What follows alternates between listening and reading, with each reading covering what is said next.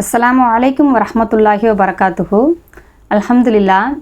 நம்மளில் நிறைய பேர் ஒரு விஷயம் நடந்து முடிஞ்ச பிறகு இந்த விஷயம் இப்படி நடந்திருக்க வேணாம், நம்ம இப்படி பண்ணியிருந்திருக்கக்கூடாது, நம்ம அப்படி பண்ணியிருந்துருக்கணும், நம்ம ஏன் இப்படி பண்ணாமல் போனோம், இப்படி பண்ணியிருந்தா அப்படி ஆயிருக்கும், இப்படின்னு நம்ம புலம்பிக்கிட்டு இருப்போம். நம்மளே நம்ம என்ன பண்ணுவோம், ஒரு ப்ரெஷரான சூழ்நிலைக்கு நம்ம கொண்டு போய்கிட்டு இருப்போம்.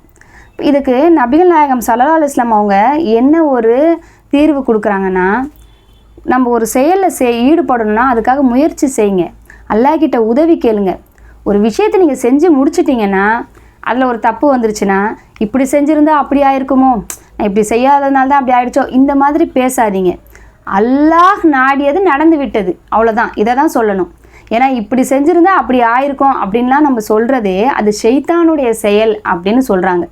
இதை தான் அல்லாஹ் தஆலா தன்னுடைய திருமறையில் என்ன சொல்கிறான்னா, எந்த துன்பம் ஏற்பட்டாலும் அது அல்லாஹ் நாடாமல் நடப்பதில்லை, அல்லாஹ்வை நம்பும் இதயத்திற்கு அல்லாஹ் அமைதி அளிக்கிறான். இந்த உலகத்தில் எந்த ஒரு துன்பம் நடந்து முடிஞ்சாலும் அது அல்லாஹ் நாடினதுனால தான் நடந்திருக்கு. நமக்கு அல்லாஹ் நாடாமல் நடக்கலை. நீ அல்லாஹ்வை நம்புனா உன் உள்ளத்துக்கு அமைதி கிடைக்கும் அப்படின்னு சொல்லும்போது நம்ம என்ன பண்ணக்கூடாது, ஐயோ நம்ம இப்படி பண்ணதுனால இப்படி ஆயிடுச்சு, அப்படி பண்ணாமல் இருந்திருக்கலாம், இல்லை இப்படி பண்ணியிருந்தா அப்படி ஆயிருக்கும், இந்த மாதிரிலாம் நம்ம சிந்திக்கக்கூடாது. ஏன்னா இந்த குர்ஆன் வசனமும் சரி, இந்த ஹதீஸும் சரி, நமக்கு ஒரு பெரிய ரிலீஃபை கொடுக்குது. உன்கிட்ட ஒன்றுமே இல்லை, நடந்து முடிந்த விஷயங்கள் உன்கிட்ட இல்லை, சரியா?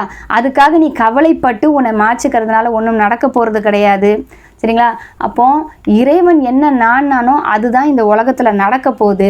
அதை நம்ம மாற்றுறதுக்கூடிய சக்தி மனிதன் கையில் இல்லை அப்படின்னு அழகான ஒரு தீர்வை இந்த வசனமும் இந்த ஹதீஸும் நமக்கு எடுத்து சொல்லுது. அல்ஹம்துலில்லாஹ்.